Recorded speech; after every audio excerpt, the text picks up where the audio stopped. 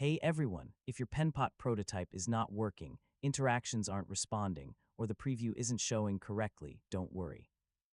In this guide, I'll show you several simple fixes to get your prototypes working again. First, refresh Penpot and reopen your project. Temporary glitches can sometimes prevent prototypes from loading properly. Next, make sure your screens and interactions are connected correctly. Missing links or incorrect destinations can stop navigation from working. If you're using a shared prototype, generate a fresh link and test it again.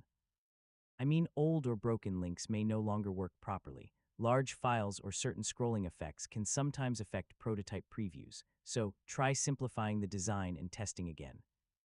Sometimes corrupted browser data can interfere with prototypes. Clearing cache and cookies may solve the issue.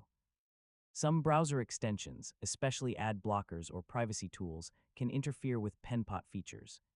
Temporarily disabling them is worth trying. If the prototype still isn't working, open Penpot in another browser. Browser compatibility problems can sometimes affect previews. Make sure your browser is updated to the latest version. So, outdated software may cause rendering and interaction issues.